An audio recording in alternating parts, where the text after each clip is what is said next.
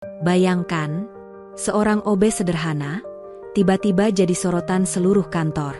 Tapi bukan karena kesalahan, melainkan karena diam-diam dicintai oleh putri direktur. Semua orang mulai bergosip, iri, bahkan mencoba menjatuhkan. Tapi tunggu dulu, karena di balik semua itu, ada satu rahasia besar yang selama ini tersembunyi. Dan saat kebenaran itu terungkap, semua orang tak bisa berkata apa-apa. Kira-kira, kalau kamu jadi OB itu, sanggup nggak menghadapi tekanan satu kantor? Tulis pendapatmu di kolom komentar. Kami tunggu banget dari kota mana kamu nonton cerita ini.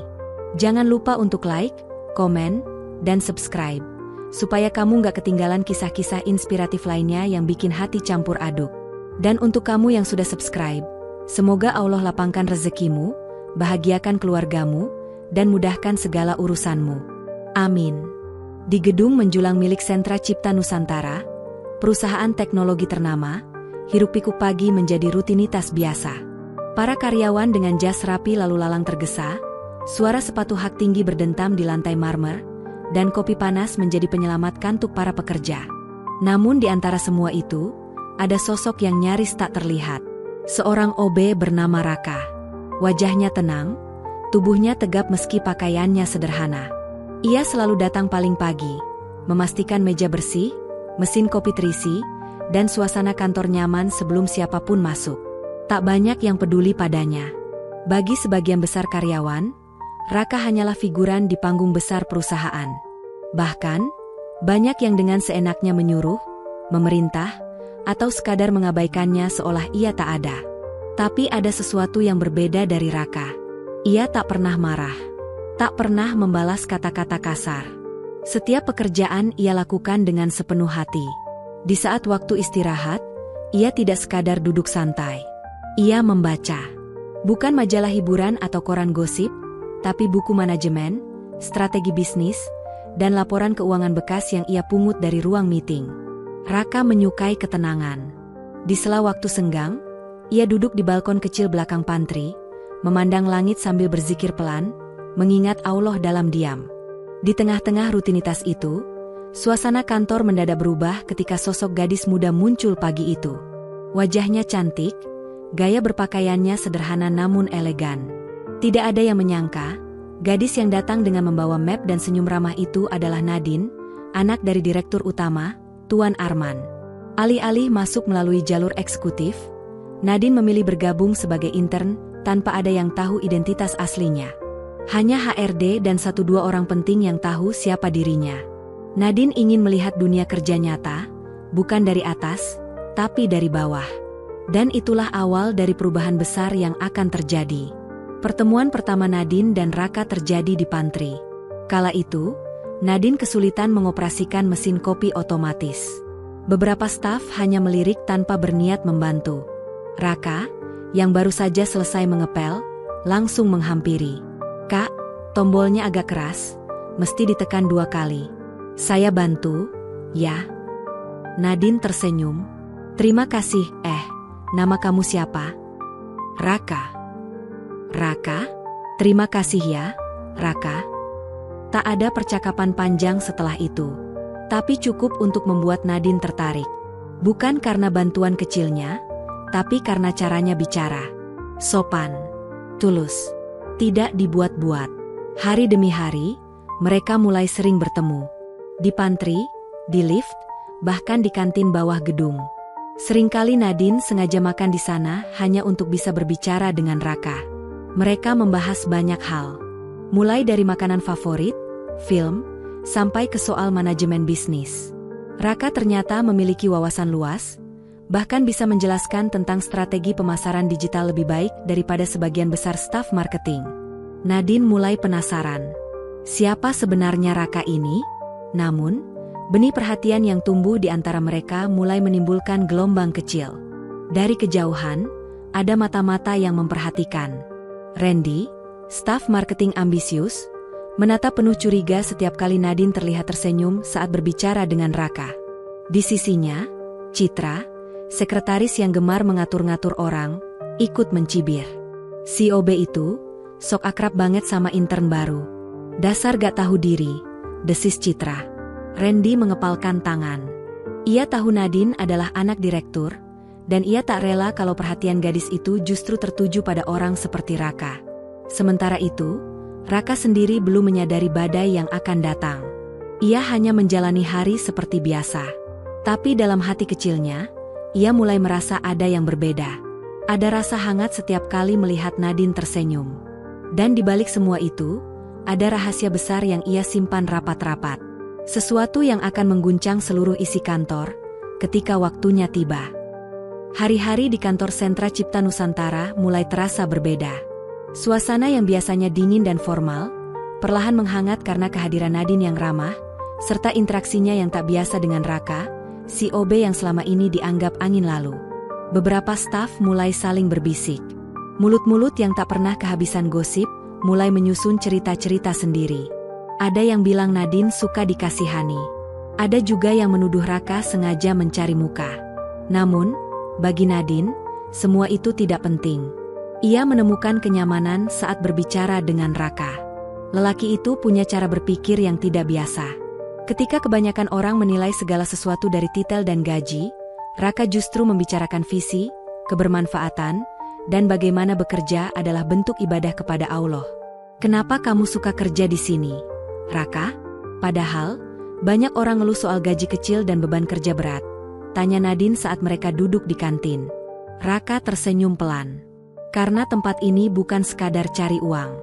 Buat saya, ini ladang belajar dan ladang sabar. Saya bisa amati sistem manajemen langsung, lihat karakter orang-orangnya, dan saya masih bisa bersyukur tiap hari. Jawaban itu membuat Nadine diam. Lalu mengangguk pelan, terpesona. Tapi sayangnya, rasa kagum Nadine tidak berjalan searah. Lingkungan sekitar mulai menaruh curiga. Terutama Citra dan Randy.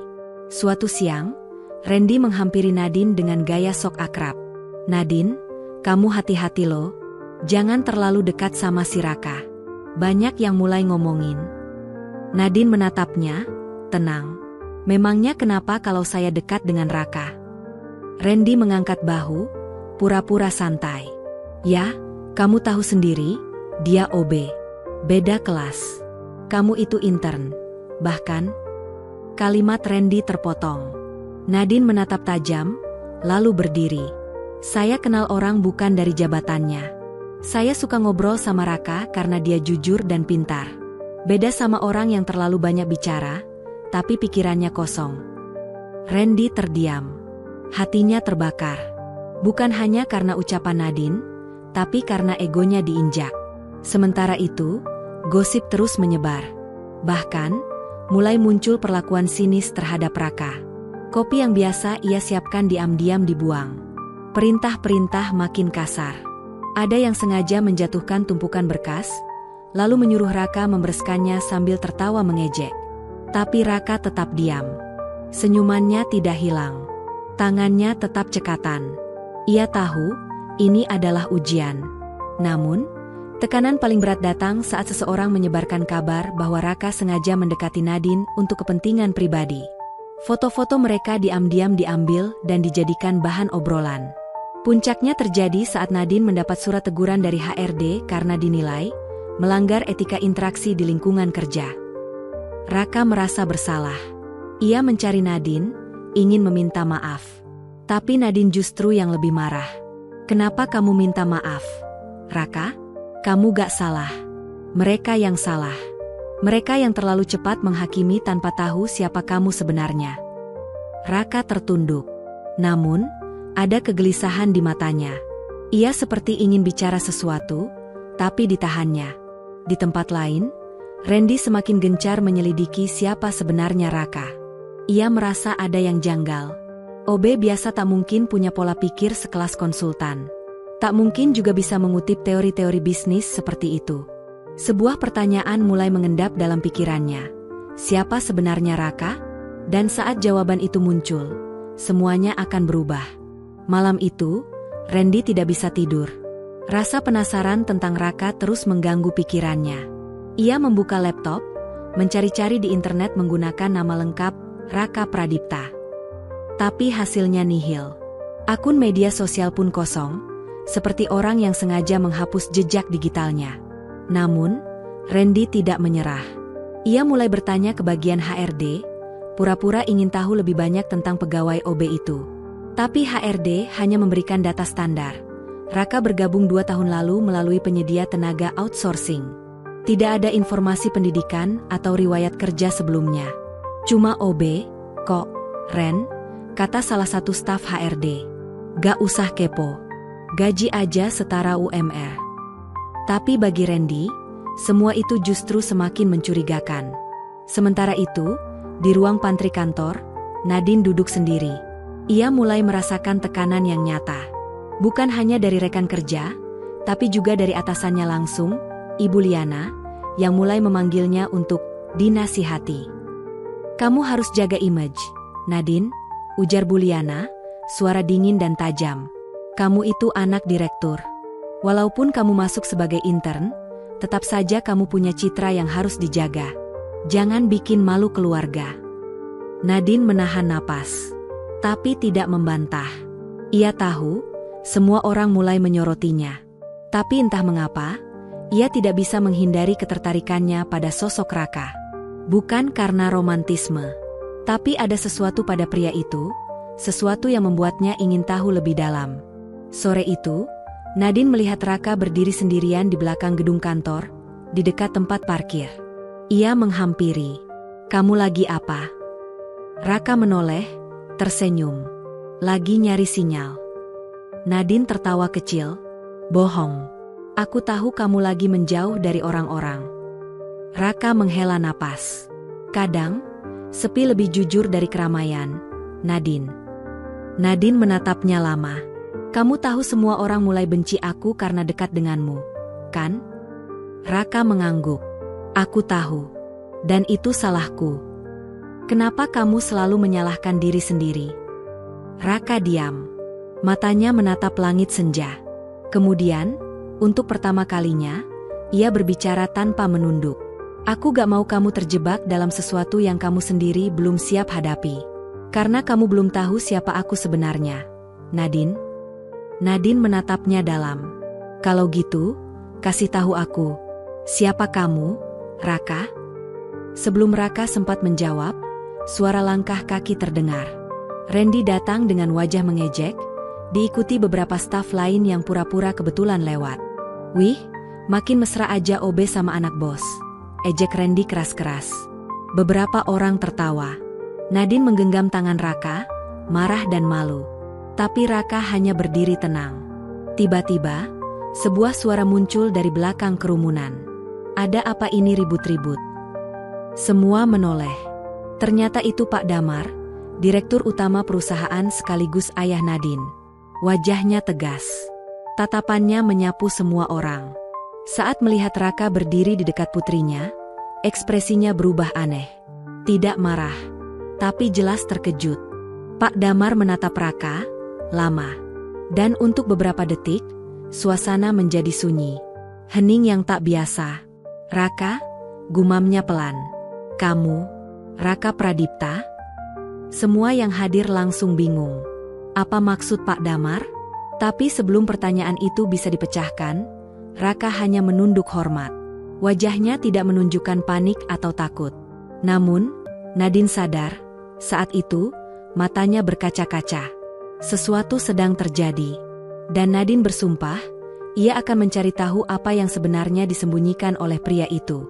Sejak kejadian sore itu, suasana kantor berubah.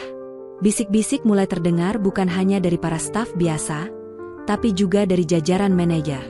Nama Raka menjadi bahan pembicaraan di berbagai sudut ruangan, bukan lagi sebagai OB biasa, tapi sebagai sosok misterius yang tampaknya dikenal oleh Pak Damar, sang direktur utama. Nadine mendatangi ayahnya malam itu, di ruang kerja rumah mereka. Ayah kenal Raka? Pak Damar terdiam sejenak, seperti sedang berpikir keras. Kenal? Dulu, jawabnya singkat. Dulu bagaimana? Siapa dia sebenarnya? Pak Damar tidak langsung menjawab. Ia membuka laci meja, mengambil sebuah foto lama dan menyerahkannya pada Nadine. Foto itu menampilkan 3 orang pria muda dalam pakaian wisuda. Salah satunya jelas adalah Pak Damar muda. Di sampingnya, pria yang berdiri dengan bangga dan senyum tulus adalah Raka. Nadine nyaris tak percaya. Dia, seumuran ayah? Tidak, kata Pak Damar pelan. Dia lebih muda, tapi sangat cerdas. Kami bertemu saat saya jadi dosen tamu di salah satu universitas negeri. Raka salah satu mahasiswa terbaik yang pernah saya temui. Nadine masih terpaku. Lalu, kenapa dia jadi OB sekarang? Pak Damar menatap jauh keluar jendela. Itu bagian dari cerita yang tidak ingin dia ungkapkan. Sementara itu, Raka sedang duduk di teras kontrakannya yang sederhana. Di tangannya, selembar foto lama yang sama seperti yang ada di tangan Pak Damar. Ia menatap langit malam, matanya lelah, tapi tenang. Tak lama, seseorang mengetuk pintu. Raka membuka. Ternyata Nadine. "Boleh aku masuk?" tanya Nadine pelan. Raka mengangguk. Mereka duduk bersebelahan, diam. Suara malam dan kendaraan jauh menjadi latar belakang hening itu. "Kamu orang terpelajar, Raka," ucap Nadine. "Kamu bahkan dikenal ayahku. Tapi kamu memilih jadi OB. Kenapa?" Raka menatapnya sebentar, lalu menjawab pelan. "Karena aku harus menebus sesuatu." "Apa?" Ia tidak langsung menjawab, tapi perlahan mulai bercerita. "Dulu aku hampir punya segalanya, Nadine. Gelar, penghargaan, karir yang menanjak cepat. Tapi karena kesombongan dan satu keputusan keliru, semuanya hancur. Aku kehilangan keluarga, pekerjaan, dan kepercayaan banyak orang. Termasuk dari seseorang yang sangat aku hormati, ayahmu." Nadine diam. Ia tidak tahu apa yang dimaksud. Tapi jelas luka itu masih terbuka bagi Raka. "Jadi kamu jadi OB karena ingin menebus kesalahan itu?" Raka mengangguk. "Allah memberiku kesempatan kedua. Tapi aku tahu, untuk bisa mengubah diri, aku harus mulai dari bawah. Tanpa topeng. Tanpa jabatan." Air mata mengalir pelan di pipi Nadine. "Tapi semua orang salah paham tentang kamu. Aku tidak butuh mereka mengerti. Cukup satu orang yang benar-benar tahu siapa aku, itu sudah cukup." Malam itu, Nadine pulang dengan hati berat. Tapi juga dengan rasa hormat yang jauh lebih dalam pada Raka. Ia tidak lagi melihat pria itu sebagai OB atau pahlawan diam-diam. Ia melihatnya sebagai seorang manusia yang jatuh, tapi memilih bangkit, meski dari titik paling rendah. Namun, tanpa mereka sadari, seseorang telah mengikuti Nadine sejak ia keluar dari rumah kontrakan Raka. Seseorang dengan niat jahat dan ambisi kotor. Dan orang itu adalah Randy.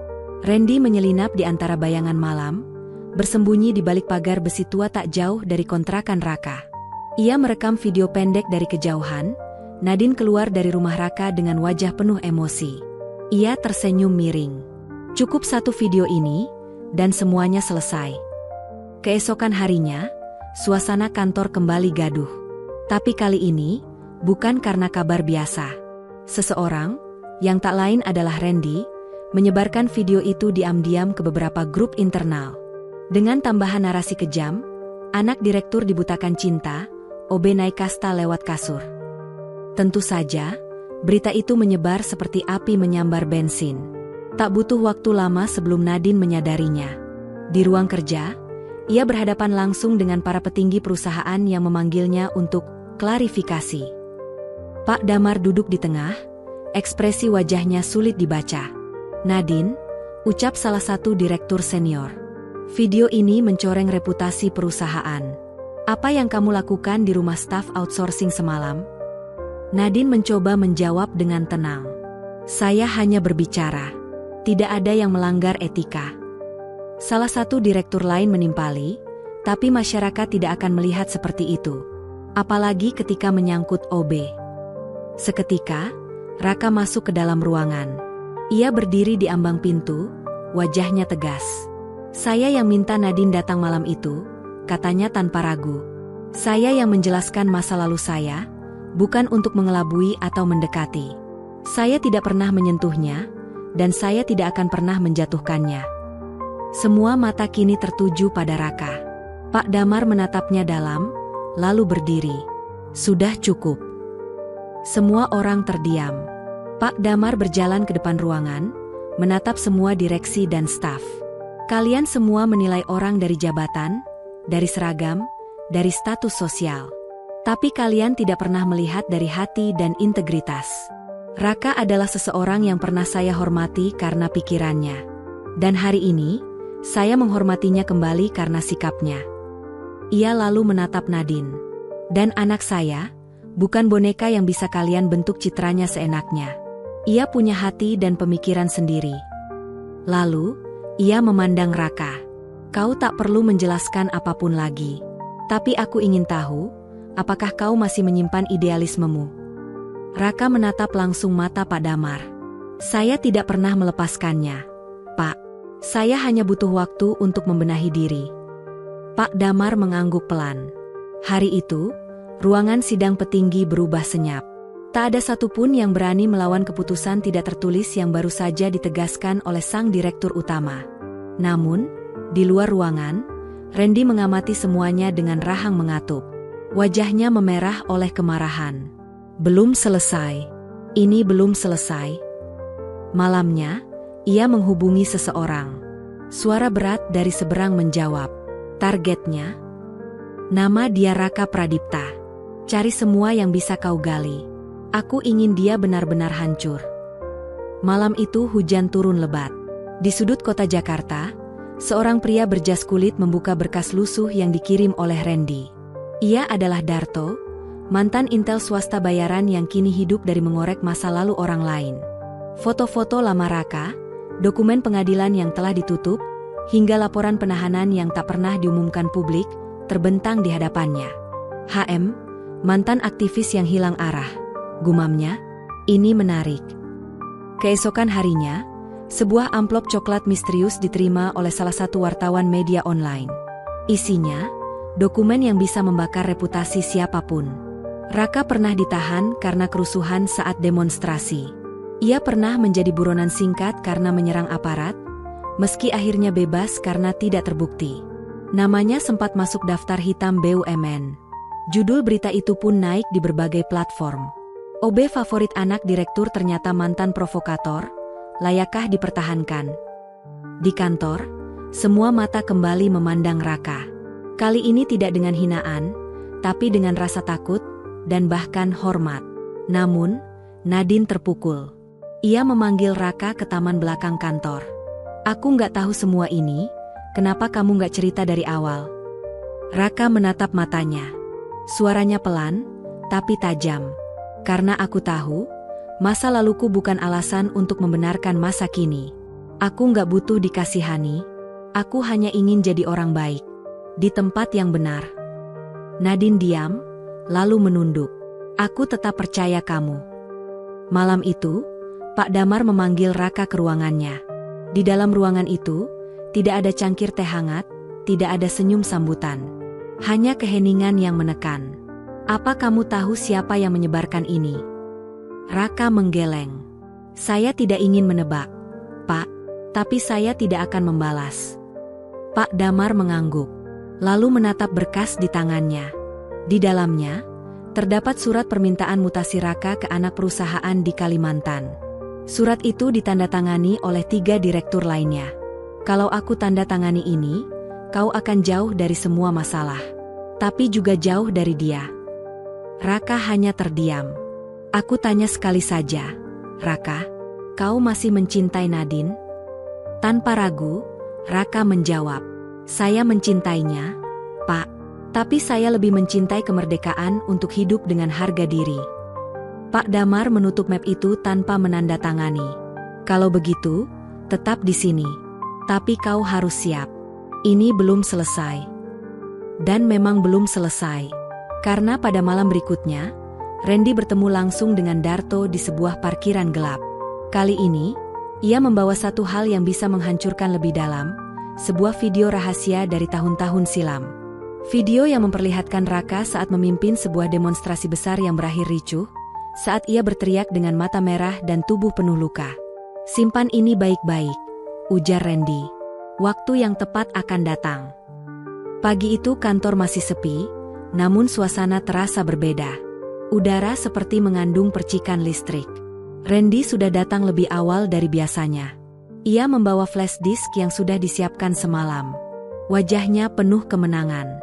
Di ruang pantry, ia diam-diam menyambungkan flash disk itu ke komputer umum, lalu mengatur jadwal pemutaran otomatis video melalui jaringan internal kantor. Tepat pukul 9, seluruh komputer yang terhubung menampilkan rekaman video yang telah disusun dengan narasi dramatis. Ini adalah wajah sebenarnya dari Raka. Sosok yang kalian bela, yang kalian kagumi. Mantan provokator, penghasut, perusuh. Video itu menunjukkan potongan-potongan aksi Raka di masa lalu. Adegan-adegan panas ketika Raka berdiri di atas mobil komando, saat ia berteriak melawan aparat, dan saat kerusuhan pecah di belakangnya. Satu kantor geger. Semua mata kini tertuju ke arah Raka yang baru saja masuk. Langkahnya terhenti di tengah lorong ketika dia melihat wajah-wajah panik dan layar-layar komputer yang memutar video itu secara bersamaan. Tapi ia tidak panik, tidak lari. Dengan tenang, ia mendekati ruang IT, meminta izin untuk mematikan siaran, dan meminta semua pegawai berkumpul di aula kantor lantai 2. Tanpa aba-aba dari pimpinan, orang-orang menuruti. Ada sesuatu dari ketenangan Raka yang membuat mereka penasaran. Di depan semua orang, Raka berdiri sendiri. Di belakangnya, layar besar yang masih memutar adegan demonstrasi itu. Ia tidak menyuruh orang mematikan video. Ia malah menontonnya sebentar, lalu mengangguk. Itu memang saya. Saya tidak akan menyangkal. Semua orang diam. Termasuk Randy, yang berdiri di belakang, bersama rekan-rekannya. Saya pernah menjadi seseorang yang marah pada dunia. Karena saya tumbuh di jalanan. Saya kehilangan keluarga karena kesewenang-wenangan, dan saya berjuang dengan caraku sendiri. Wajahnya tidak goyah, suaranya tegas namun penuh emosi. Tapi saya tidak pernah menyesal. Karena dari semua luka itu, saya belajar. Dan dari pekerjaan saya sekarang, sebagai petugas kebersihan, saya juga belajar. Tentang rendah hati, tentang diam-diam memperbaiki, tanpa banyak suara. Ia menatap semua wajah yang kini tak lagi meremehkannya. Lalu ia melanjutkan. Kalau kalian melihat saya hanya dari masa lalu, maka kalian belum cukup mengenal saya. Tapi kalau kalian mau melihat siapa saya hari ini, maka saya di sini. Berdiri di hadapan kalian. Apa adanya. Beberapa orang tertunduk. Bahkan Bu Vivi yang sebelumnya paling keras terhadap Raka, mulai menyeka air matanya. Ada getaran yang tak terbantahkan dari tiap kata yang Raka ucapkan. Tepuk tangan pelan pun terdengar. Dari belakang, Nadine. Ia berdiri, lalu berjalan maju, dan berdiri di sisi Raka. Dia tidak sendiri, ucapnya, dan aku tahu siapa dia. Aku tahu luka-lukanya, perjuangannya, dan ketulusannya. Aku akan tetap memilih dia, meski satu kantor menolaknya. Kejutan yang lebih besar pun muncul, ketika Pak Damar masuk ke aula dan berdiri di hadapan semua staf.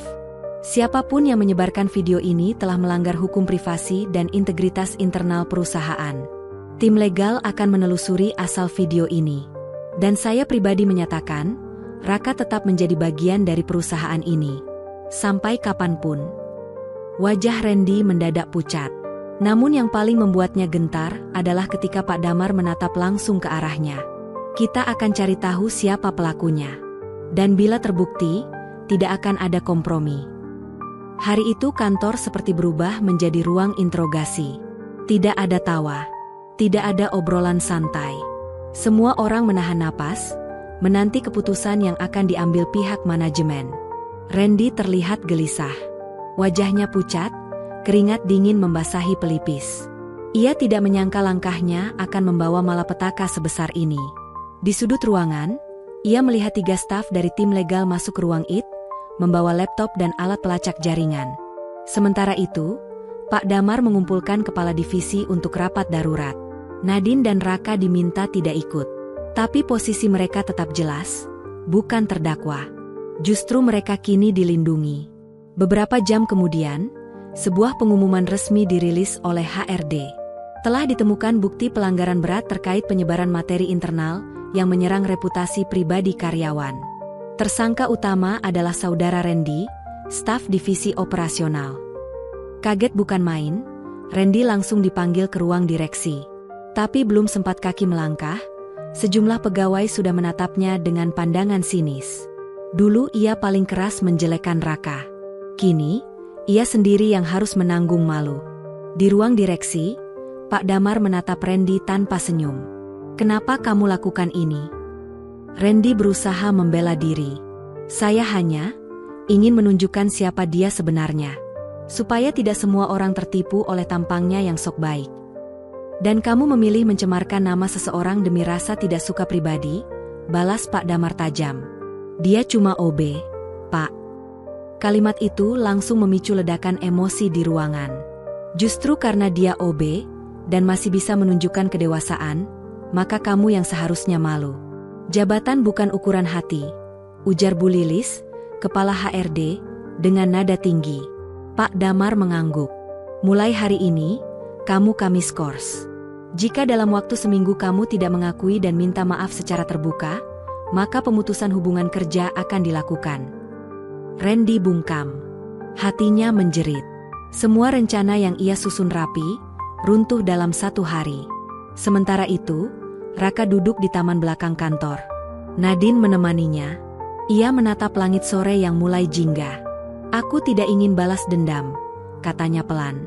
"Aku tahu," jawab Nadine. "Dan itu yang membuatmu berbeda." Beberapa karyawan mulai mendekat.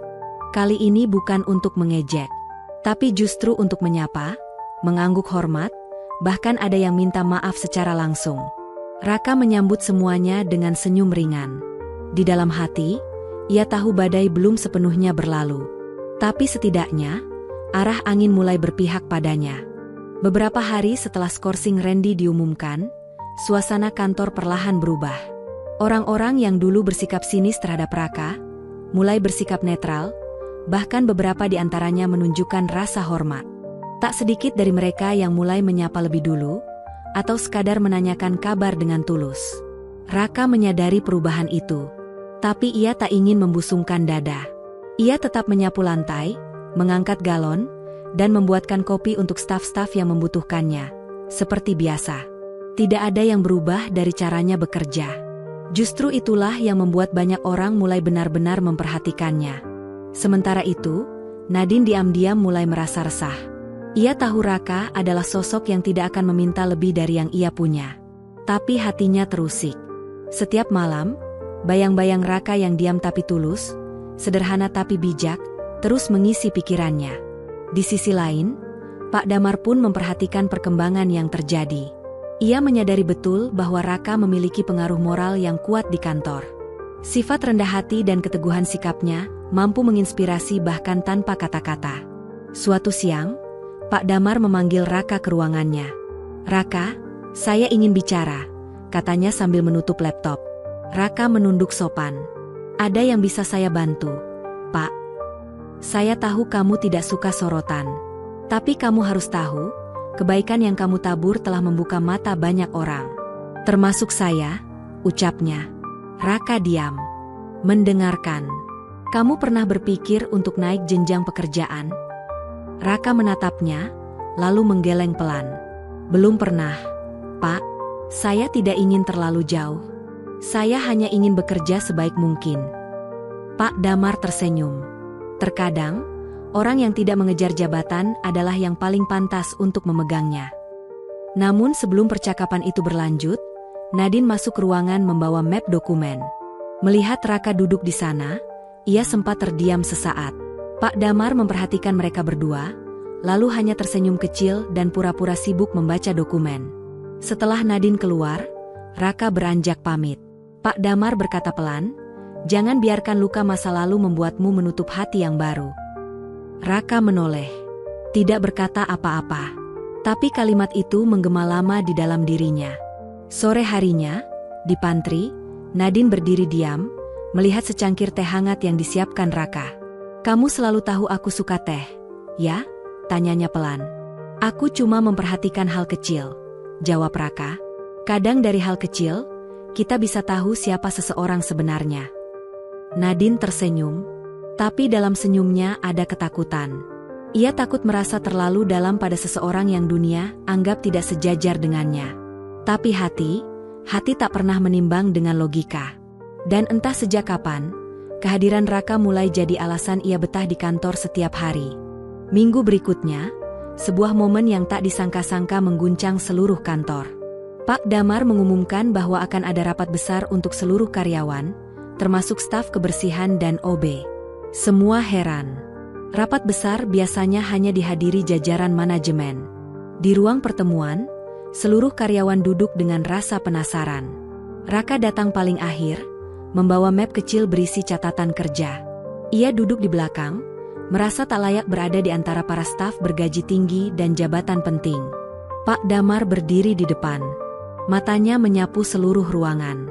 Sebelum kita mulai, izinkan saya memperkenalkan seseorang yang selama ini kalian pandang sebelah mata, katanya tenang. Raka, silakan ke depan.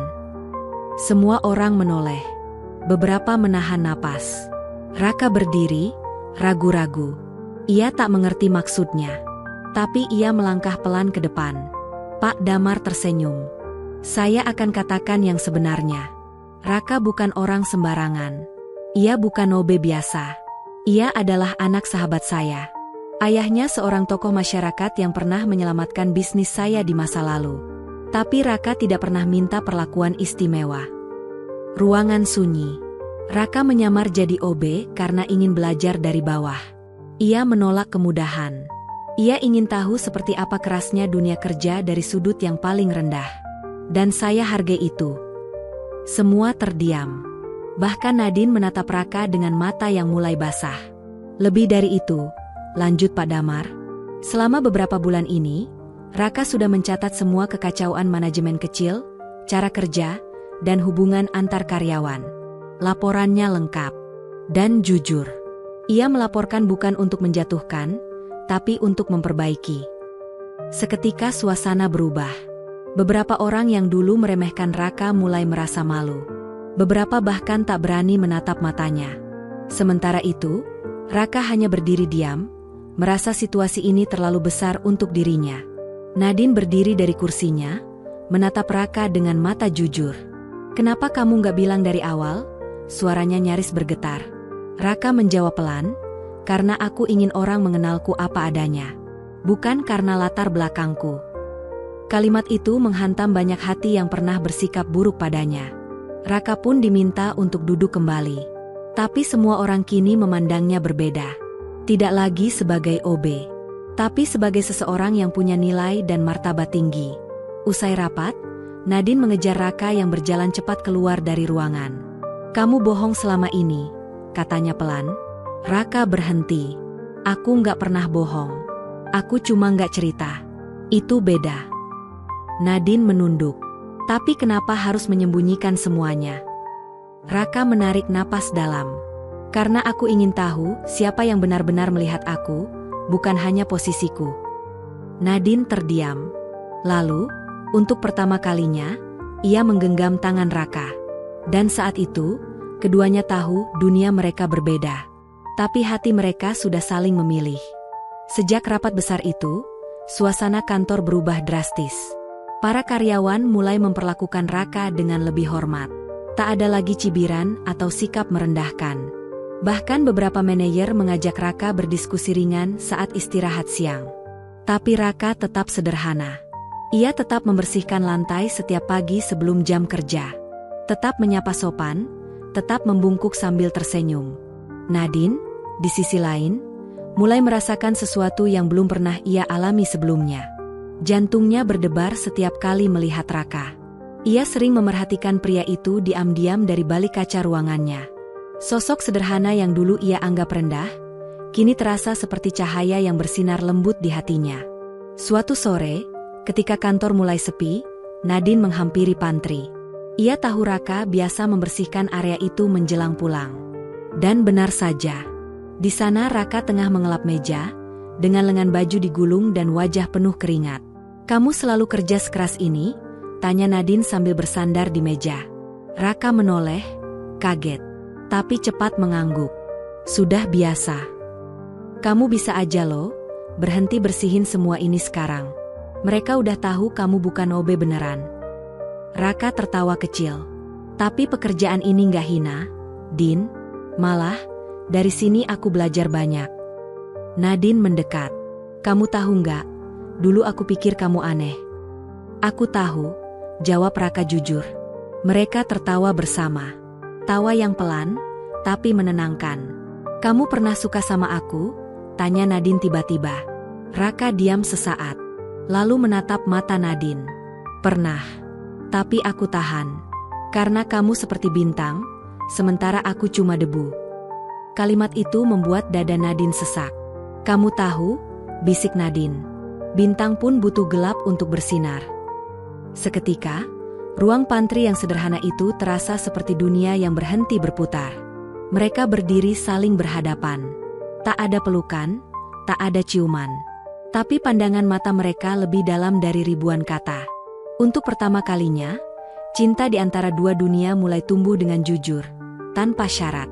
Dan sejak hari itu, Nadine sering datang lebih pagi, hanya untuk menemani Raka membersihkan meja-meja kantor.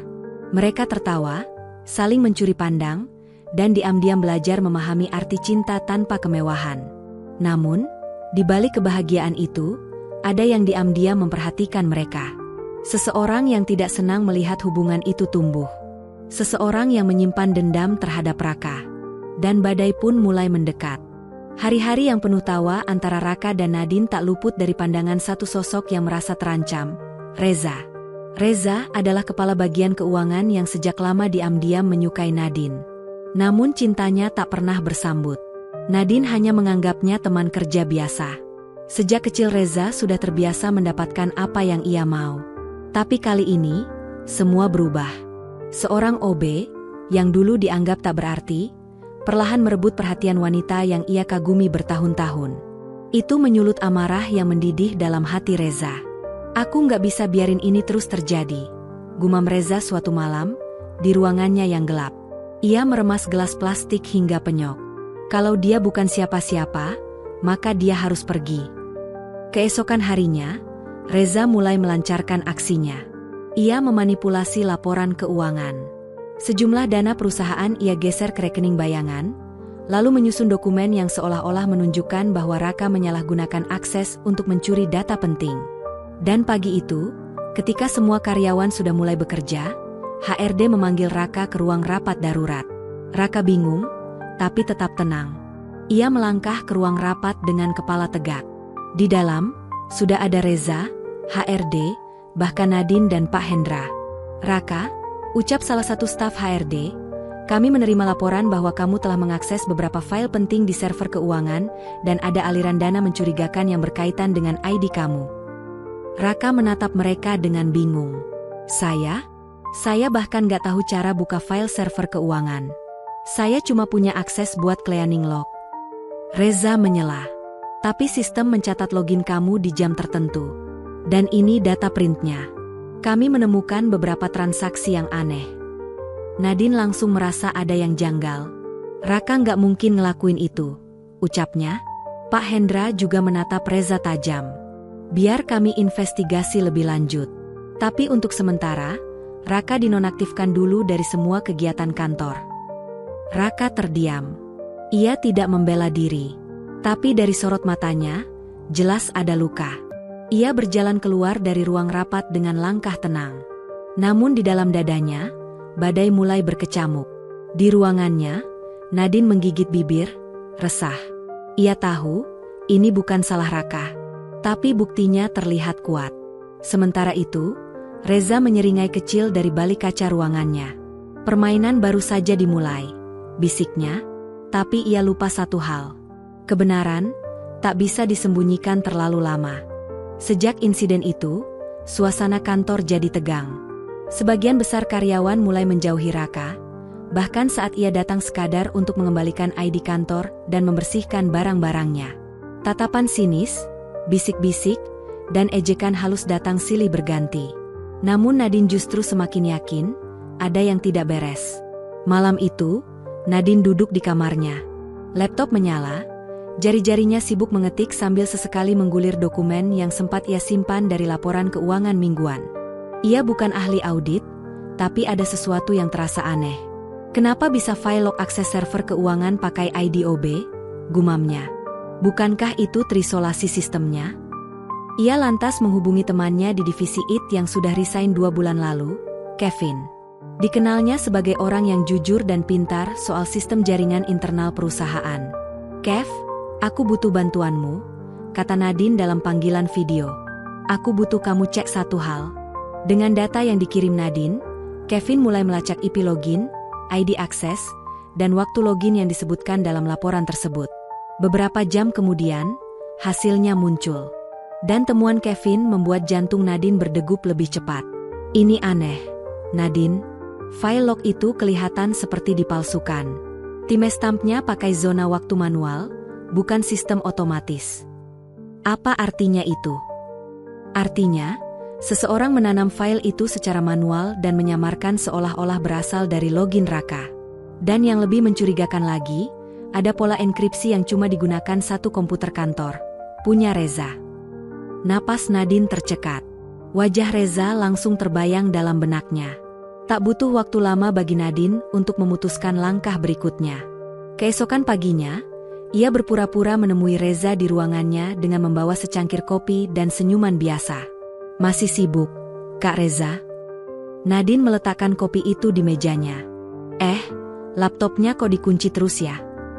Reza tersenyum kaku. "Biasalah, data penting." "Jadi penasaran, ada berapa file audit keuangan yang udah dicek minggu ini?" Reza terdiam sejenak, lalu menjawab asal, 3 file utama. Padahal, menurut laporan sistem, yang dibuka justru lebih dari 20 file dengan file log misterius. Dari situlah, Nadine tahu, Reza sedang bermain kotor. Di luar ruangan, Kevin mengiriminya pesan pendek. "Semua bukti sudah aman di laptopmu. Hati-hati, Nadine." Ia balas dengan satu kata, "Siap." Nadine tahu, melawan Reza secara terang-terangan bisa jadi bumerang. Ia bukan sekadar karyawan biasa, tapi anak dari salah satu pemegang saham perusahaan. Jika langkahnya salah, bukan hanya Raka yang tenggelam, tapi dia pun bisa ikut dikorbankan. Maka, ia menyusun rencana. Diam-diam, ia menemui Bu Citra, sekretaris direksi yang sudah bekerja puluhan tahun dan dikenal sangat loyal pada ayahnya. "Bu Citra, saya butuh bantuan," bisiknya di pantry kantor. Wanita parubaya itu menatap tajam, lalu berkata pelan, "Selama ini saya diam, Nadine.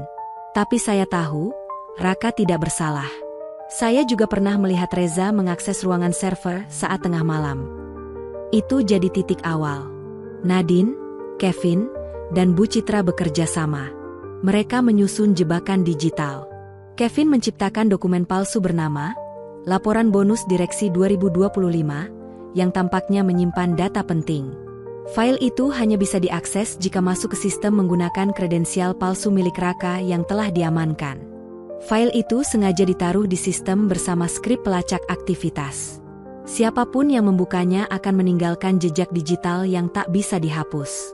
3 hari kemudian, perangkap mereka memakan korban. Sistem mendeteksi akses dari komputer Reza pukul 23.47 malam. Ia membuka file palsu itu, menyalin sebagian isi, dan mencoba mengunggah ke drive pribadinya.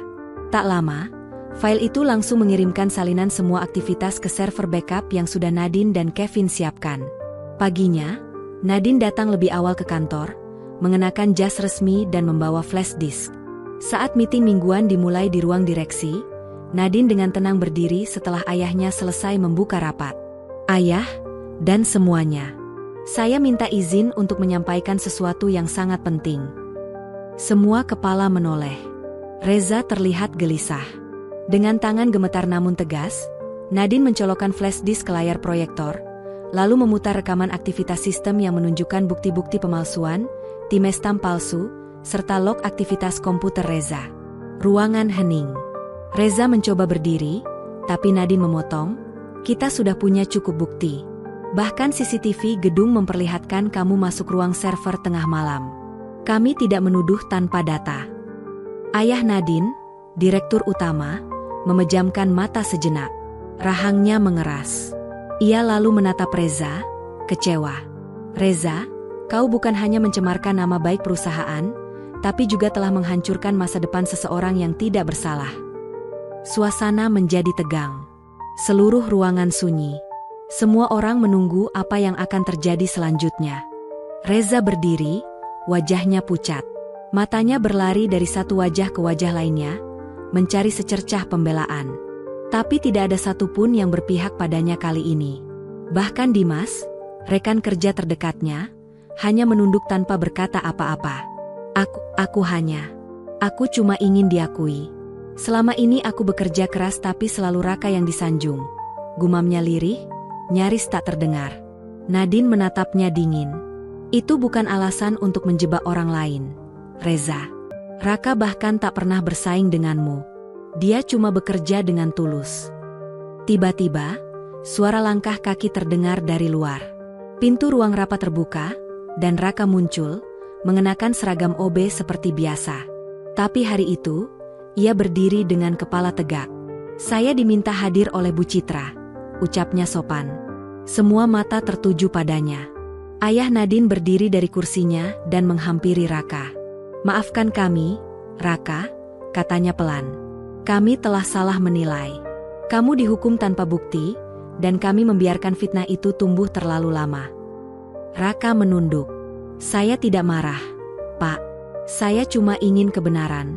Itu sudah cukup. Tangis kecil terdengar dari sudut ruangan. Beberapa staf perempuan terisak, terutama yang dulu paling keras mencemooh Raka. Bahkan Bayu, satpam senior yang dulu ikut mengejek, kini berdiri dengan mata berkaca-kaca. Saya malu, Raka, katanya. Dulu saya pikir kamu cuma OB sok suci. Tapi kamu jauh lebih baik dari kami semua. Ayah Nadine kembali bicara, kali ini dengan suara lantang. Mulai hari ini, Reza dinonaktifkan. Proses hukum akan berjalan. Dan saya pribadi akan mengusulkan posisi baru untuk Raka yang lebih layak. Ruangan bergemuruh oleh bisik-bisik. Tidak ada yang menyangka keputusan secepat itu diambil. Tapi yang paling mengejutkan datang setelahnya. Nadine berdiri, lalu menatap ayahnya.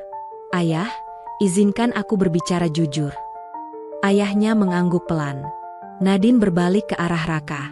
Aku mencintai Raka.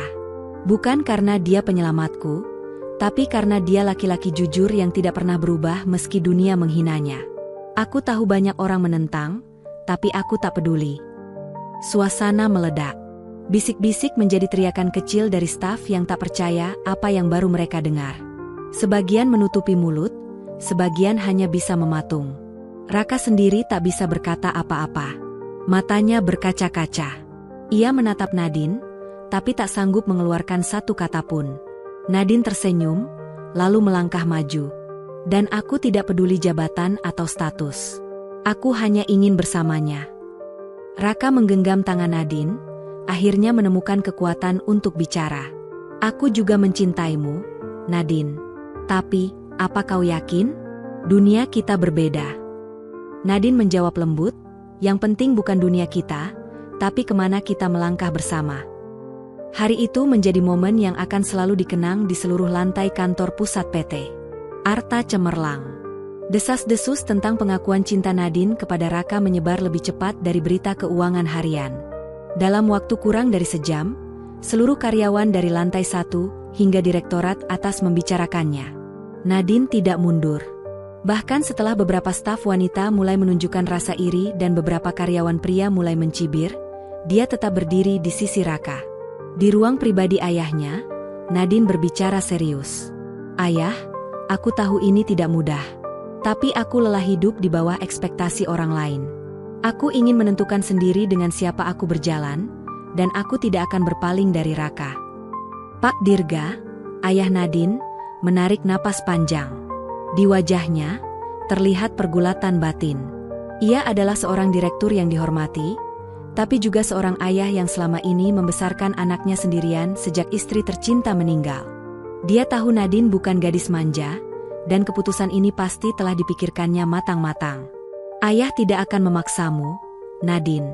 Tapi kamu harus tahu, keputusan ini bisa membuat hidupmu berat. Aku siap, Yah. Aku akan berjalan bersama orang yang mencintaiku, bukan orang yang hanya mengejarku karena warisan. Sementara itu, Raka duduk sendiri di ruang istirahat. Ia masih sulit mempercayai semua yang terjadi. Perasaannya campur aduk, senang, gugup, cemas, dan takut. Tapi dalam diam, ia bersyukur. Beberapa rekan mulai mendekatinya, kali ini bukan untuk mengejek, tapi untuk minta maaf. "Bro, gue dulu nyebelin banget ya. Maaf ya, serius," ucap Dimas, sambil menepuk bahu Raka. "Santai, Mas. Saya udah lupa kok," jawab Raka singkat, namun tulus. Tapi tak semua bisa menerima. Terdapat bisik-bisik ketidaksetujuan dari beberapa staf lama. Beberapa bahkan menganggap hubungan Nadine dan Raka hanyalah sandiwara. Namun, yang membuat suasana benar-benar memanas adalah keputusan mendadak yang diumumkan pada sore harinya. Melalui pengumuman resmi dari HRD, Raka dinyatakan akan dipindahkan ke divisi khusus sebagai asisten eksekutif di bawah pengawasan langsung direksi, dengan pelatihan kepemimpinan intensif selama 6 bulan. Banyak yang terkejut, termasuk Raka sendiri. "Apa ini tidak berlebihan?" tanya Raka pada Pak Dirga saat dipanggil ke ruangannya. "Bukan. Ini keadilan. Kamu sudah menunjukkan integritas yang tidak semua orang di sini miliki. Perusahaan butuh orang seperti kamu, Raka." Tak lama setelah pengumuman itu, Nadine membuat langkah besar yang mengguncang kantor untuk kedua kalinya. Di tengah rapat direksi, Nadine berdiri dan mengajukan surat pengunduran diri sebagai kepala divisi kreatif. "Saya ingin memulai usaha sendiri, dan saya ingin berjalan di samping Raka, bukan di atasnya." Semua mata membelalak. Ada yang menganggap itu gila. Tapi Nadine tidak goyah. Ia tersenyum pada ayahnya yang menatapnya dengan campuran haru dan bangga. Beberapa hari setelah pengunduran dirinya, Nadine benar-benar menghilang dari kantor. Ia menghapus semua jejak jabatan lamanya di media sosial, menonaktifkan LinkedIn, dan menolak semua tawaran dari perusahaan pesaing. Ternyata, Nadine telah menyiapkan semuanya jauh-jauh hari. Bersama Raka, ia memulai sesuatu yang sederhana namun penuh makna. Mendirikan sebuah perusahaan desain interior dan branding kecil di pinggiran kota. Tepatnya di sebuah ruko 2 lantai yang dulu adalah toko fotokopi milik teman lama Raka. Perusahaan itu diberi nama Arunika Studio. Sebuah nama yang Nadine pilih sendiri, bermakna cahaya pagi, harapan baru dari lembaran yang bersih. Raka, yang kini bukan lagi OB, dengan penuh semangat belajar tentang manajemen, desain, dan klien. Nadine mengajarinya dengan sabar, tak pernah meremehkan keterbatasannya. Hari-hari mereka dipenuhi kerja keras. Raka mulai pandai mempresentasikan ide. Nadine menangani klien besar dari jaringan lamanya. Bahkan, beberapa mantan rekan kantornya diam-diam menghubungi untuk menawarkan kerjasama. Sementara itu, di kantor lama, suasana tak lagi sama. Meski posisi Nadine digantikan oleh seseorang yang lebih senior, semangat kerja tim menurun drastis. Banyak karyawan kehilangan motivasi, karena sadar bahwa mereka dulu ikut mendorong orang sebaik Raka keluar dari lingkungan itu. Pak Dirga, yang awalnya diam, mulai menyadari sesuatu. Dalam sebuah rapat mingguan, ia menatap ruangan yang kini terasa kosong, meski penuh orang. Perusahaan bukan hanya soal laba, tapi tentang manusia di dalamnya. Dan kita gagal menjaga manusia terbaik kita. Di Arunika Studio, kehangatan justru semakin tumbuh. Nadine tidak pernah sekalipun memperlakukan Raka seperti anak buah. Mereka adalah partner. Saat Raka melakukan kesalahan, Nadine menegurnya dengan penuh cinta.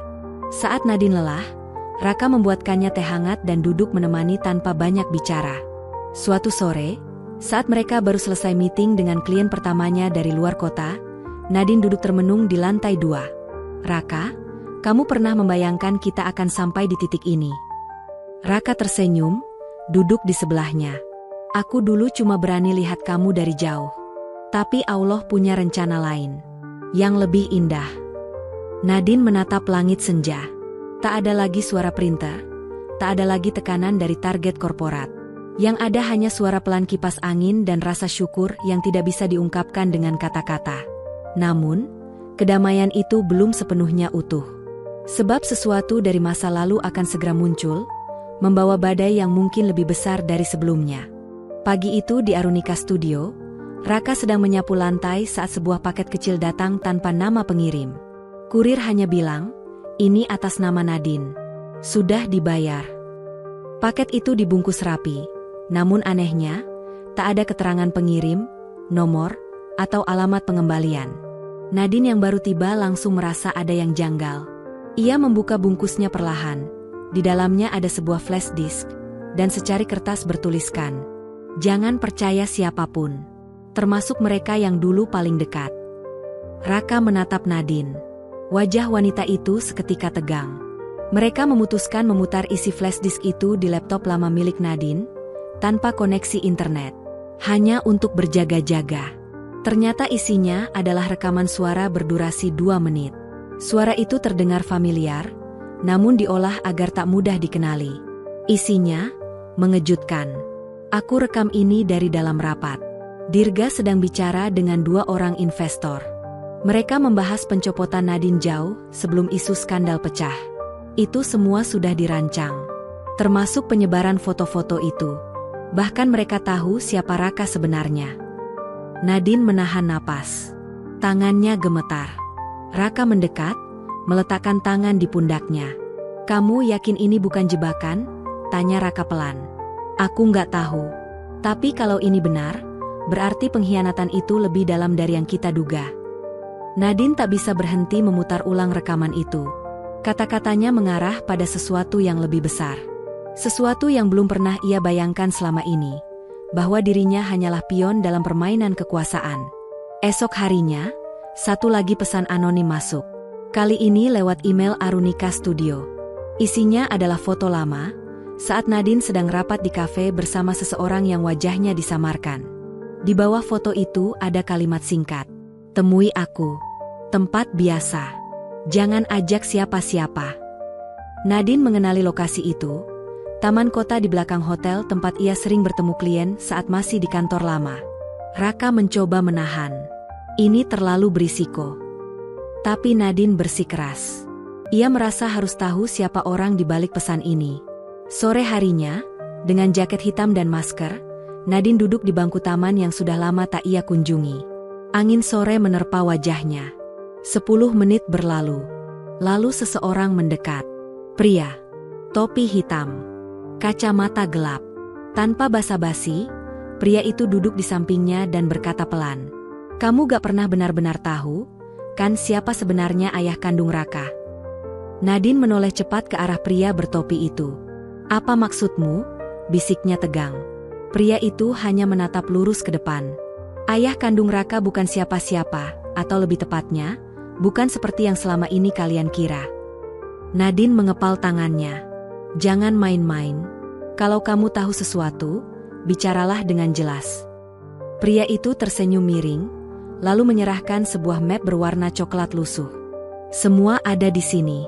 Surat pengangkatan, hasil tes DNA, dan laporan rekening lama. Kamu akan mengerti kenapa keberadaan Raka mengancam banyak orang." Nadine membuka map itu pelan. Di dalamnya, ada surat pengangkatan anak yang ditandatangani oleh seorang pria bernama Haryo Wicaksono, mantan komisaris utama perusahaan induk tempat Nadine dulu bekerja. Seketika tubuh Nadine membeku. Nama itu terlalu besar untuk tidak dikenali. Haryo Wicaksono adalah sosok berpengaruh di dunia bisnis dan politik, dan juga dikenal sebagai pendiri perusahaan yang kini dipimpin oleh Dirga. Raka adalah anak angkat Haryo, gumam Nadine nyaris tak terdengar. Anak angkat yang sebenarnya adalah anak kandung dari hubungan Haryo dengan seorang wanita muda bernama Ratna, mantan OB perusahaan itu. Untuk melindungi reputasinya, Haryo membuat seolah-olah anak itu hilang saat bayi. Padahal, anak itu dititipkan pada rekan setianya, Pak Pardi. Ya, pria tua yang kamu lihat tiap pagi bersih-bersih studio. Nadine merasakan detak jantungnya melonjak tak karuan. "Pak Pardi, OB yang mengantar Raka kerja ke sini?" Pria itu mengangguk. Dia adalah orang yang menjaga dan menyembunyikan Raka dari dunia yang penuh bahaya. Karena sejak dulu, ada yang ingin menghabisi keturunan Haryo. Seketika semua potongan puzzle dalam kepala Nadine mulai menyatu. Skandal, fitnah, kebencian orang-orang kantor. Dan kenapa Raka seolah terus menjadi sasaran? Semua itu bukan kebetulan. Mereka ingin memastikan Raka tidak pernah menemukan siapa dirinya sebenarnya. Pria misterius itu berdiri. "Aku harus pergi. Tapi kamu harus tahu satu hal lagi. Dirga tahu siapa Raka sejak awal. Dan dia takut. Karena kalau identitas Raka terbongkar, warisan kekuasaan itu akan berpindah tangan. Nadine berdiri tergesa. Tunggu. Siapa kamu sebenarnya? Namun pria itu hanya melemparkan satu kalimat terakhir sebelum menghilang ke dalam kerumunan taman yang mulai gelap. Namaku Rino. Dulu, aku bekerja untuk Haryo. Sekarang, tugasku cuma satu, melindungi pewarisnya. Nadine berdiri terpaku. Dunia yang ia kenal tiba-tiba berubah. Keesokan paginya, suasana kantor terasa berbeda. Tidak ada canda tawa seperti biasanya. Beberapa karyawan berkumpul dalam bisik-bisik di pantry, sementara yang lain hanya menatap layar komputer tanpa benar-benar bekerja. Di tengah kekakuan itu, pintu lift terbuka perlahan. Raka melangkah keluar dengan tenang, mengenakan kemeja putih bersih dan celana bahan abu-abu. Tidak ada topi, tidak ada seragam mobe. Semua mata tertuju padanya. Langkah Raka ringan, tapi penuh ketegasan. Matanya tidak lagi tertunduk seperti biasanya. Ia berjalan lurus melewati meja-meja kerja yang dulu sering diabaikannya. Beberapa karyawan yang dulu mencibir, kini menatapnya dengan wajah cemas, bahkan takut. Nadine yang sudah menunggu di ruangannya, langsung berdiri begitu melihat Raka masuk. "Raka," bisiknya. Raka tersenyum lembut, lalu menutup pintu ruangannya. "Aku tahu semuanya, Nadine. Tentang ayahku. Tentang kenapa mereka mengincarku." Nadine menatap matanya. Tidak ada lagi keraguan di sana. Tidak ada lagi kebingungan. Yang tersisa hanya ketegasan dan keberanian yang selama ini tersembunyi di balik seragam kebersihan. "Aku ingin kamu siap. Kalau aku melangkah sekarang, tidak akan ada jalan kembali," ucap Raka. "Aku bersamamu," jawab Nadine tanpa ragu. Tiba-tiba interkom kantor berbunyi. "Raka, segera ke ruang rapat utama. Direktur ingin bertemu." Nada suara itu dingin, tegas. "Dirga." Raka menatap Nadine. "Ini saatnya." Ia pun melangkah menuju ruang rapat utama. Di sepanjang koridor, para manajer dan supervisor memandangnya dalam diam. Mereka masih sulit menerima bahwa pria yang dulu mereka hina sebagai OB, kini akan duduk berhadapan dengan direktur utama sebagai pewaris sah perusahaan. Sesampainya di ruang rapat, Dirga sudah duduk di kursi tengah. Di sisi kanan dan kirinya, beberapa petinggi perusahaan tampak gelisah. Ada ketegangan yang tidak bisa disembunyikan. Dirga menatap Raka tajam. "Jadi, kamu akhirnya berani menunjukkan wajahmu yang sebenarnya." Raka menarik kursi, duduk dengan tenang. Sudah waktunya kebenaran berdiri di tempat yang semestinya. Dirga menyipitkan mata. "Beraninya kamu menyebut nama Haryo seolah-olah itu hakmu. Jangan pikir karena kamu datang dengan cerita lama, kamu bisa merebut semuanya." Raka meletakkan map coklat berisi dokumen yang diberikan Rino. "Ini bukan cerita. Ini fakta." Beberapa petinggi mulai berbisik. Wajah-wajah pucat muncul satu persatu. Mereka mulai sadar, kekuasaan yang selama ini nyaman mereka duduki, kini berada di ujung tanduk. Dirga mengepalkan tangannya. "Kamu pikir dengan membawa dokumen itu, kamu bisa menghancurkan aku?" Raka menatapnya lurus. "Aku tidak ingin menghancurkan siapapun. Tapi aku tidak akan membiarkan warisan ayahku dijadikan alat kepentingan pribadi." Suasana makin tegang. Napas semua orang terasa menahan. Tak ada yang bergerak. Tak ada yang berani bicara. Hingga akhirnya, satu suara terdengar dari balik pintu ruang rapat yang perlahan terbuka. "Kalau begitu, biar aku yang bersaksi." Semua mata menoleh. Pak Pardi berdiri di ambang pintu. Di tangannya, sebuah kotak besi tua. Langkah Pak Pardi menggema pelan di ruang rapat yang sunyi. Di tangan tuanya, kotak besi itu tampak berat. Tapi tekadnya jauh lebih kuat dari kerutan di wajahnya. Dirga berdiri spontan. "Apa maksudmu datang ke sini? Kau hanya satpam tua." Pak Pardi menatapnya datar. "Dan kamu, hanya orang serakah yang tak pernah tahu kapan harus berhenti." Beberapa petinggi mulai gelisah. Mereka tahu, Pak Pardi bukan sekadar satpam.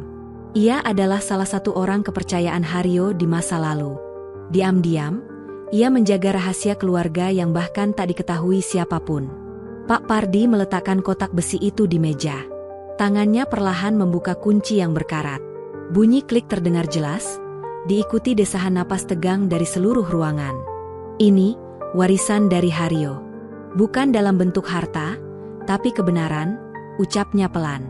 Ia mengeluarkan beberapa dokumen tua, sebuah flash disk, dan foto-foto lama. Semua mata membelalak saat melihat isi kotak itu. Ada foto Haryo muda bersama Raka kecil dan seorang wanita, Ibu Raka. Di sisi lain, terdapat surat tulisan tangan Haryo yang ditandatangani dan bermeterai. Pak Pardi mengangkat surat itu. Ini surat wasiat. Ditulis oleh Tuan Haryo sebelum dia mengalami kecelakaan. Di sini tertulis jelas, seluruh saham dan kekuasaan akan diwariskan kepada anak kandungnya, Raka Arya Putra. Suasana mendadak hening. Napas Dirga tertahan. Rahangnya mengeras, tangannya bergetar. Bohong. Itu hanya rekayasa. Tidak bisa dijadikan bukti hukum. Bentaknya panik. Namun Raka tetap tenang. Ia menyalakan proyektor ruangan dan menyambungkan flash disk ke laptop. Sebuah video muncul. Di layar, wajah Haryo terlihat lemah di ranjang rumah sakit. Tapi suaranya tegas. Jika kamu menonton ini, berarti aku sudah tiada. Raka, maafkan ayah karena menjauhkanmu dari segalanya. Tapi aku melakukan ini untuk melindungimu. Saat waktunya tiba, kembalilah. Ambil hakmu. Jangan biarkan siapapun merebutnya, terutama Dirga. Video itu berhenti. Semua terpaku. Bahkan para petinggi perusahaan pun tak bisa menyangkal lagi. Dirga terdiam. Keringat dingin mengucur dari pelipisnya. Ia tahu, semua sudah berakhir. Pak Pardi menatapnya tajam. Kamu sudah terlalu lama menyembunyikan kebenaran. Kini waktunya kebenaran bicara. Raka berdiri, menatap seluruh ruangan. Saya, Raka Arya Putra, anak kandung almarhum Haryo, menyatakan siap memimpin perusahaan ini sesuai amanah beliau. Tak ada yang berani melawan. Semua hanya bisa menunduk. Beberapa bahkan mulai tepuk tangan pelan, satu persatu, hingga ruangan dipenuhi tepuk tangan yang makin riuh. Nadine berdiri di pintu, menahan tangis haru. Ia tahu, perjuangan Raka belum selesai. Tapi hari itu, langkah besar telah diambil. Dan untuk pertama kalinya, Raka berdiri di tempat yang seharusnya. Wajah Dirga merah padam. Napasnya memburu, tak mampu menyembunyikan kemarahan yang menyesakkan dadanya. Ia memukul meja rapat dengan keras, membuat semua orang tersentak. Semua ini omong kosong. Ini konspirasi untuk menjatuhkanku, teriaknya, penuh emosi. Namun suara tepuk tangan yang barusan riuh kini berubah menjadi bisik-bisik sinis. Tatapan petinggi perusahaan berbalik, dari patuh menjadi tajam dan menyelidik. Mereka tahu, Dirga selama ini telah memutarbalikkan keadaan. Pak Pardi tetap berdiri tegak. Sudahlah, Dirga. Selama ini kamu menutup-nutupi fakta, menyembunyikan wasiat, bahkan memanipulasi laporan keuangan untuk tetap di puncak. Dua pria berseragam jas rapi masuk ke ruangan. Mereka adalah aparat dari pihak berwenang, dipanggil oleh Raka dan tim hukum perusahaan setelah video dan dokumen itu disahkan. Dirga Prasetya, Anda ditahan atas dugaan pemalsuan dokumen, penyalahgunaan wewenang, dan penggelapan aset perusahaan. Dirga mencoba melawan, tetapi dua petugas segera memborgol tangannya. Ini belum selesai, Raka, kau akan menyesal, raungnya sambil digiring keluar ruangan. Raka tidak menjawab. Ia hanya memandang Dirga dengan tatapan kosong. Bukan dendam yang menguasainya saat ini, melainkan kelegaan. Setelah bertahun-tahun mencari identitas, mempertanyakan nasib, dan bertahan dalam hinaan, akhirnya kebenaran berpihak. Raka menunduk sebentar, menatap wajah mendiang ayahnya yang tersenyum di bingkai foto di meja. Terima kasih sudah membimbingku, meski dari jauh. Sementara itu, Nadine tak kuasa menahan air mata. Ia menghampiri Raka, menggenggam tangannya erat. Sekarang semua orang tahu siapa kamu sebenarnya, bisiknya lirih. Raka mengangguk. Tapi perjuanganku belum selesai. Aku tidak akan membiarkan perusahaan ini dikuasai orang-orang serakah lagi. Kita bangun ulang semuanya. Di luar gedung, suasana mulai ramai. Berita tentang pengungkapan kebenaran Raka Aryaputra tersebar cepat. Awak media berdatangan, mencoba menggali informasi. Namun Raka hanya mengatakan satu kalimat singkat pada wartawan sebelum memasuki mobil dinas barunya. "Saya hanya menjalankan amanah seorang ayah." Mobil melaju meninggalkan kerumunan, membawa Raka menuju awal baru dalam hidupnya. Malam itu, langit Jakarta diguyur hujan. Raka duduk sendiri di balkon apartemennya yang kini jauh lebih layak dari kamar sempitnya dulu. Tapi bukan kemewahan yang membuatnya diam termenung. Pikirannya melayang ke masa-masa sulit, ke hari-hari saat ia dicemooh, dianggap remeh, diperlakukan seperti bukan siapa-siapa. Luka itu masih ada, meski kemenangan telah diraih. Nadine datang dengan 2 cangkir teh hangat. Ia duduk di samping Raka, menyandarkan kepala di bahunya tanpa berkata apa-apa. "Aku masih belum percaya semua ini terjadi," kata Raka pelan. "Karena kamu terlalu tulus." "Rak, kamu menjalani semua ini dengan hati," jawab Nadine lembut. "Dulu aku hanya ingin kerja jujur, hidup tenang, gak pernah mimpi jadi pemilik perusahaan besar," gumam Raka. "Tapi Allah punya rencana yang lebih tinggi dari mimpi kita sendiri," balas Nadine. Raka menoleh, menatap Nadine dalam-dalam. Matanya yang lembut, yang pernah meneteskan air mata karena dirinya, kini memancarkan kebanggaan. "Kamu gak pernah tinggalkan aku, meskipun semua orang menghina," bisik Raka. "Karena aku lihat sesuatu yang gak orang lain lihat." "Aku lihat hati kamu," jawab Nadine. Hening. Hujan semakin deras, tapi justru menambah hangat suasana. Lalu Nadine mengambil sesuatu dari saku kecil bajunya. Sebuah kalung kecil dengan liontin berbentuk bulat. Ia menggantungkan kalung itu di leher Raka. "Itu punya ibu aku dulu," katanya. "Kasih itu gak harus sempurna, tapi harus setia," katanya sambil tersenyum. Raka menggenggam liontin itu, dadanya hangat. "Aku ingin mulai hidup baru, tapi bukan sendirian. Aku ingin kamu jadi bagian dari hidup itu," ujar Raka dengan suara bergetar. Nadine memejamkan mata, air matanya jatuh lagi. Bukan karena sedih, tapi karena akhirnya, semua luka telah diganti Allah dengan cinta yang tulus dan nyata. 1 bulan setelah Raka resmi mengambil alih perusahaan ayahnya, suasana kantor mengalami perubahan drastis. Bukan hanya soal struktur kepemimpinan, tapi juga budaya kerja yang mulai terbentuk dari bawah. Penghargaan terhadap manusia, apapun posisi dan latar belakangnya. Di ruang meeting utama, seluruh karyawan dikumpulkan. Raka berdiri di depan, mengenakan batik sederhana tanpa jas mahal. Ia tidak membawa catatan, hanya berdiri dengan tangan terbuka dan pandangan hangat. "Dulu, saya berdiri di ruangan ini sebagai OB. Banyak dari kalian mungkin masih ingat bagaimana saya dipanggil-panggil, disuruh ini itu, bahkan dilecehkan secara verbal," ucap Raka tanpa nada dendam. Semua orang diam. Banyak yang menunduk. "Tapi hari ini, saya berdiri di sini bukan untuk membalas. Saya berdiri di sini untuk mengubah," lanjutnya. "Kita tidak akan lagi menilai orang dari jabatan atau penampilan. Kita akan menilai dari hati, niat, dan kerja keras." Sorot mata Nadine dari barisan depan begitu bangga. Ia tahu, ini bukan cuma tentang balas dendam atau pembuktian. Ini tentang membangun tempat kerja yang adil dan bermartabat. Salah satu mantan rekan kerja Raka, Rudy, yang dulu sering mengejek, berdiri perlahan. "Raka, maafkan saya. Saya dulu terlalu sombong. Saya pikir kamu gak akan pernah jadi siapa-siapa." Raka mendekat. Ia memeluk Rudy. "Terima kasih sudah jujur. Kita semua pernah salah. Yang penting, kita berani berubah," balas Raka. Tepuk tangan mengalir. Bukan karena kemenangan, tapi karena pengakuan. Karena luka-luka yang dulu menganga, kini berubah jadi pelajaran hidup yang dalam. Tak jauh dari ruangan itu, di pantry kecil tempat dulu Raka biasa mencuci gelas, ia berdiri sebentar. "Dulu aku berdiri di sini sambil menahan tangis," bisiknya. Nadine mendekat, menggenggam tangannya.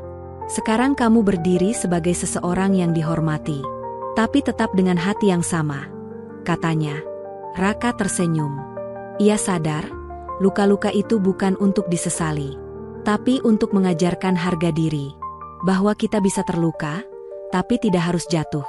Kita bisa dihina, tapi tetap punya hak untuk bermimpi. Dan Raka sudah membuktikan itu. Satu sore menjelang akhir pekan, kantor pusat yang biasanya ramai mulai sepi. Beberapa staf pulang lebih awal. Namun di lantai tertinggi, lampu ruangan direktur masih menyala. Raka sedang duduk di kursinya, membuka sebuah album tua peninggalan almarhum ayahnya. Di sana ada foto-foto lama, Raka kecil dengan seragam SD yang lusuh. Foto saat ia menjadi OB, sedang membersihkan meja. Dan di halaman